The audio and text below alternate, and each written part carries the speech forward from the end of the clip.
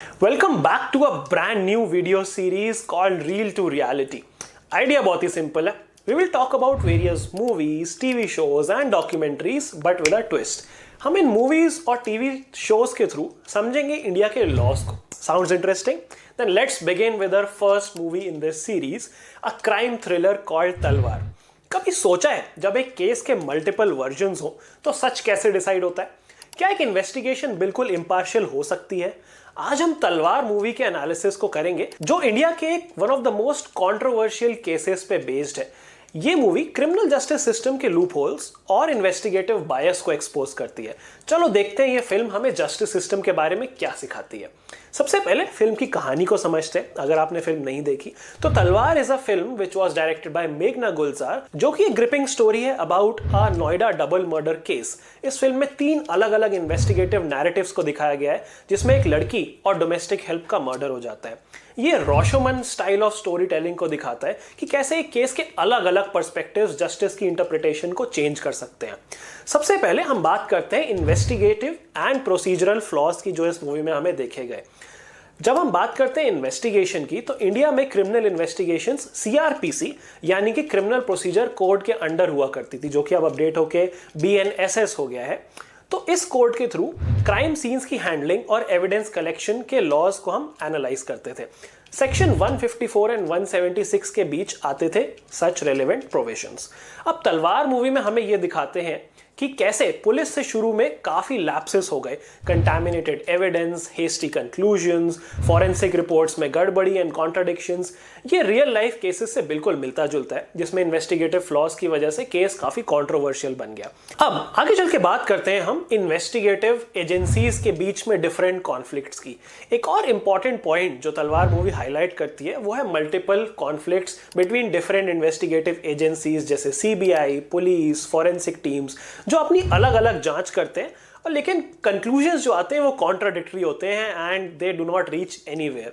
Film में clearly दिखाया गया है कि कैसे पावर स्ट्रगल्स और इंस्टीट्यूशनल बायसेस केस के आउटकम को इंपैक्ट कर सकते हैं. रियल लाइफ केस में भी जो अलग अलग सीबीआई टीम्स थी जिनकी रिपोर्ट्स एक दूसरे से अलग थी, एक ने पेरेंट्स को कल्प्रिट बताया, दूसरी ने आउटसाइडर का एंगल दिया. ये दिखाता है कि एविडेंस का इंटरप्रिटेशन सब्जेक्टिव हो सकता है. इसके अलावा when we also talk about media trials and public prosecution, इसको भी मूवी ने बहुत ब्यूटीफुली दिखाया है. एक बड़ा इशू जो तलवार मूवी रेस करती है वो है मीडिया का क्रिमिनल केसेस में रोल. इंडिया में हाई प्रोफाइल केसेस सेंसेशनल हो जाते हैं जिसमें प्रेस और पब्लिक के ओपिनियन का भी बहुत ज्यादा इन्फ्लुएंस आ जाता है इवन बिफोर कोर्ट का वर्डिक्ट आया हो या ना आया हो. यहाँ आपको पता होना चाहिए about article 19(1)(a which is your freedom of speech and expression versus the right to fair trial under article 21. तो दोनों का एक तरीके से टसल होता है.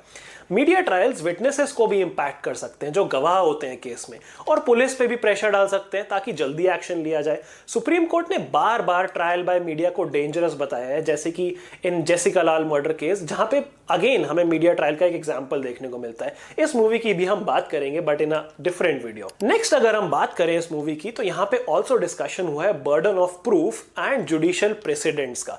यानी कि इस मूवी में हमें पता चला है एक concept, a legal concept called beyond reasonable doubt. Indian law में प्रोसिक्यूशन को प्रूफ देना होता है कि अक्यूज्ड सच में गिल्टी है, बिना किसी डाउट के गिल्टी है. And section 101 of Indian evidence act talks about it. Film दिखाती है कि कैसे सर्कमस्टेंशियल एविडेंस भी मैनिपुलेट हो सकते हैं. ये फोर्स्ड कन्फेशंस और लॉन्ग ट्रायल्स की साइकोलॉजिकल इंपैक्ट को भी दिखाता है.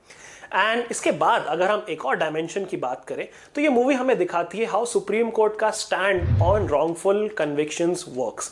अगर ये गलत कन्विक्शन हो जाए तो उसका इंपैक्ट जिंदगी भर रहता है उस विक्टिम की लाइफ पे. एंड सुप्रीम कोर्ट ने बोला है कि सर्कमस्टेंशियल एविडेंस वाले केसेस में एक्स्ट्रा कॉशन लेनी चाहिए. आरुषि हेमराज केस में मल्टीपल कॉन्ट्राडिक्टरी कंक्लूजन्स आए जो दिखाता है कि एक फेयर एंड थॉरो इन्वेस्टिगेशन कितनी ज्यादा जरूरी है. तलवार एक रिमाइंडर है कि जस्टिस सिर्फ कन्विक्शन देने का नाम नहीं है बल्कि इंसान को अकाउंटेबल बनाने का भी एक इक्वली रिस्पॉन्सिबल रोल है. तलवार मूवी से हमें सीखने को क्या मिलता है? तलवार मूवी सिर्फ एक क्राइम थ्रिलर नहीं है, बल्कि एक पावरफुल कमेंट्री भी है जो हमारे law enforcement and judicial fairness पे एक कमेंट्री करती है। वो दिखाती है कि क्या सच में जस्टिस हुआ या नहीं हुआ। अगर आपको भी ये ब्रेकडाउन, ये लीगल एनालिसिस और ये नई सीरीज पसंद आई, then tell us in the comment section which other movies or TV shows you want us to break down. And also don't forget to like this video, share this with your friends and subscribe to the channel for more such interesting content.